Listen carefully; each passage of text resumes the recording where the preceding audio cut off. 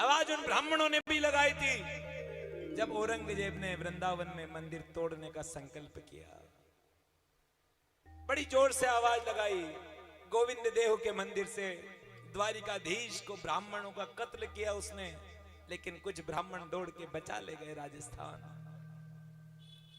आवाज लगाई उन ब्राह्मणों ने, बचाओ हमारे विग्रह को, परमात्मा को, इस आतताई दुर्दांत औरंगजेब से, जिसे वर्तमान की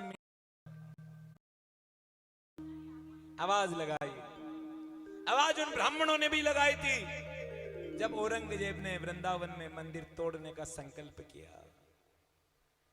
बड़ी जोर से आवाज लगाई।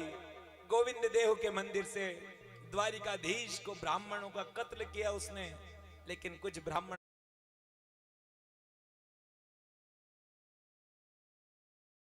दौड़ के बचा ले गए राजस्थान। आवाज लगाई उन ब्राह्मणों ने, बचाओ हमारे विग्रह को, परमात्मा को, इस आतताई दुर्दांत औरंगजेब से। आवाज लगाई उन ब्राह्मणों ने, बचाओ हमारे विग्रह को, परमात्मा को, इस आतताई दुर्दांत औरंगजेब से, जिसे वर्तमान की मीडिया आलमगीर के नाम से जानती है। उसका महिमा मंडन किया जाता है। लोग उसे श्रेष्ठ बताने की चेष्टा करते हैं, दो धड़े पड़ जाते हैं। ये मीडिया है। क्यों? आप अपने धर्म की क्या नहीं बन रहे हो? आवाज नहीं बन रहे हो। बोली भक्त और भगवान की जय हो। लेकिन इस देश में धर्म का धुरंधर एक ऐसा व्यक्ति था जो देश का एक दुर्भाग्य है। हमारे ठाकुर जी के जितने मंदिर हैं, क्योंकि उसका प्रधान गढ़ कौन है? श्रीनाथ द्वारा और कांकरोली। लोग भूल गए, मंदिरों में उस शख्स की मूर्तियां नहीं लगती हैं, उसका चित्र तक नहीं है। किसके कारण? आप आवाज नहीं दे पाए उस मेवाड़ के पुरोधा को, उस महाराणा को जिसने रक्षा की थी हमारे ठाकुर जी की। उसने गलता जी में गोविंद देव को विराजित करवाया, नाथ द्वारा में ठाकुर जी के विग्रह को स्थापित करवाया, कांकरोली में प्रथम द्वारिकाधीश के विग्रह को उसी के सानिध्य में बिठवाया गया था। कौन थे वो? ये जानते हैं आप? बूंदी ने मदद नहीं की, मदद नहीं की सिंधिया घरानों ने भी मदद नहीं की थी, ब्राह्मणों की, मालवा ने नहीं की थी मदद, ढूंढाड़ ने, मारवाड़ ने मदद की थी, तो मेवाड़ ने। कौन था वो? महाराणा प्रताप के पुत्र का नाम था अमर सिंह। अमर सिंह के पुत्र थे दिलीप सिंह, उनके पुत्र थे कर्ण सिंह, उनका पुत्र था महाराणा जगत सिंह और उनका पुत्र था महाराणा राज सिंह। कोई जानते हैं? क्यों नहीं जानते? आप आवाज नहीं लगा रहे भाई। इन मंदिरों में, ठाकुर जी के मंदिरों में महाराणा राज सिंह की एक चित्र तो अवश्य होना चाहिए, उसकी जीवनी होना चाहिए, जिसने ठाकुर जी को इस भारतवर्ष में जिंदा रखा। जिंदा रखा बोल रहा हूं मैं, क्योंकि आज भी ज्ञान व्यापी मस्जिद का कितना वितंड हो रहा है। इस देश का दूसरा दुर्भाग्य, उपनिषद को जिंदा रखने वाला व्यक्ति कौन था? शाहजहां का बड़ा लड़का जिसका नाम था दारा शिको। मुसलमान कभी भी अपने बच्चों का नाम दारा नहीं रखते।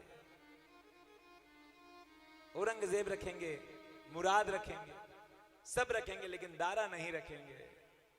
क्यों नहीं रखेंगे? क्योंकि दारा ही एक ऐसा शख्स था जिसने हमारे उपनिषदों को संस्कृत से फारसी में अनुवाद करवाया था, जिसका नाम था मजमा उल बहरीन।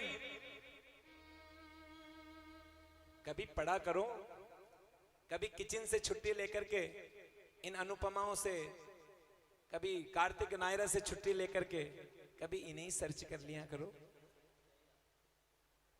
इन्हें आवाज लगा लिया करो। कहीं धूल पड़े उन पन्नों को झटकारा करो, इतिहास के उन दस्तावेजों को खगाला करो कि औरंगजेब को परास्त करने वाला कोई एक योद्धा था, उसका नाम था महाराणा राज सिंह।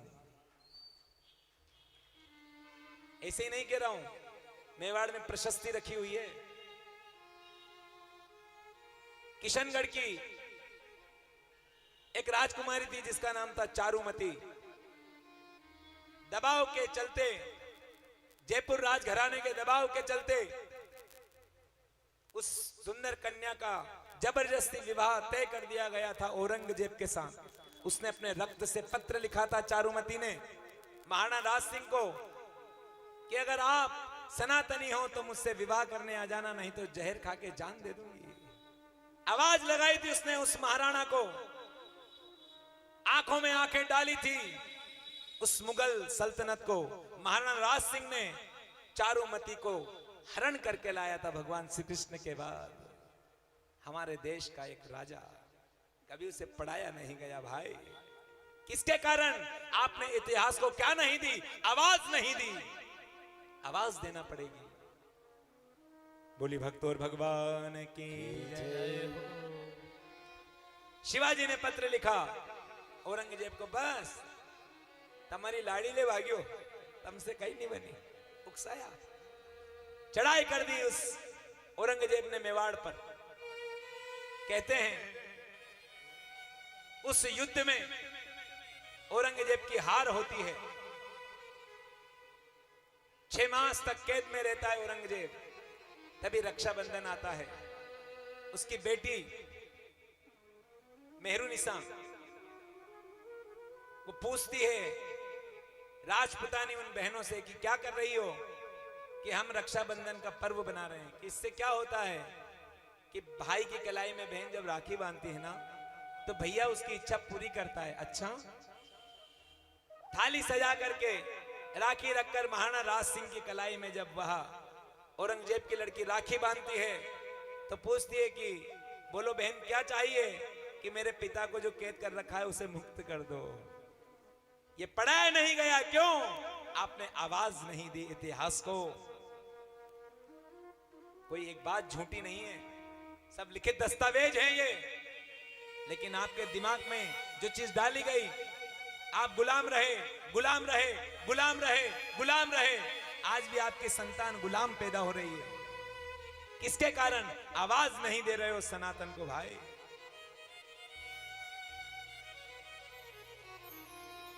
तकलीफ भी क्या हो रही है गुरुओं को, अच्छे लोगों को, फकीरों को। बशीर ने एक बड़ी सुंदर बात कही है, मुद्दतों के बाद शिद्दत से खोली थी शीशे की दुकान। मुद्दतों के बाद शिद्दत से खोली थी शीशे की दुकान, जिसमें रखा था नूरे अज़्म कई साजो सामान। मगर मेरे मौला में ये क्या देखता हूं, ये अंधों का शहर है, मैं आईने बेचता हूं। कौन खरीदेगा भाई आईना? सब अंधे हैं, दलों में डूबे हुए हैं।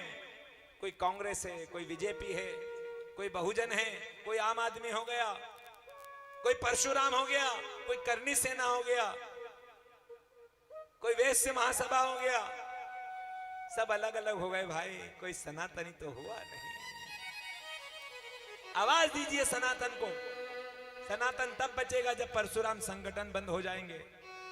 सनातन तब बचेगा जब क्षत्रिय सेना बंद हो जाएगी।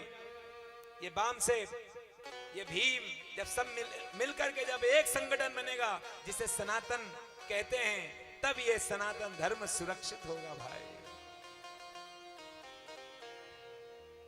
राखी बांधता है, बंधवाता है महाराणा राज सिंह, मुक्त करता है उस दुर्दांत औरंगजेब को महाराणा राज सिंह, और कहता है तूने कितनी मूर्तियां तोड़ दी, कितने मंदिरों को ध्वस्त कर दिया। अरे दुष्ट, तूने अपने बाप का कत्ल किया, तूने अपने इतने अच्छे भाई का मर्डर कर दिया।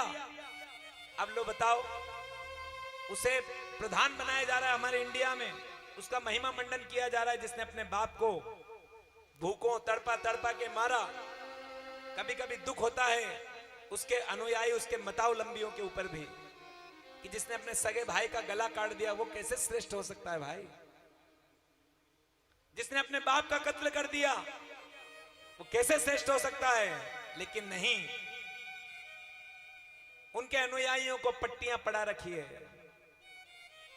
उन्हें आवाज देना चाहिए, बुलाना चाहिए। ऐसे संगठन बनना चाहिए। मैं तो कई बार बोलता भी हूं कई सभाओं में, हस्तलिखित अभियान चलाना चाहिए। जैसे हमारे देश में धर्म के आधार पर जब विभाजन हुआ तो पाकिस्तान में कानून है ईश निंदा कानून। वहां पर कोई कुरान शरीफ का, हदीस का, अल्लाह की कोई निंदा करता है तो उसे फांसी पे टांग दिया जाता है। और हमारे देश में हर कोई उठाई गिरा हमारे भगवान को गालियां देता फिरता है। इसके खिलाफ कानून होना चाहिए, होना चाहिए कि नहीं? तो उसकी आवाज बनोगे कि नहीं? लाडली बहना बन गई हैं, झाड़ू पकड़ के आज स्वच्छता अभियान कर दिया, ना जाने कितने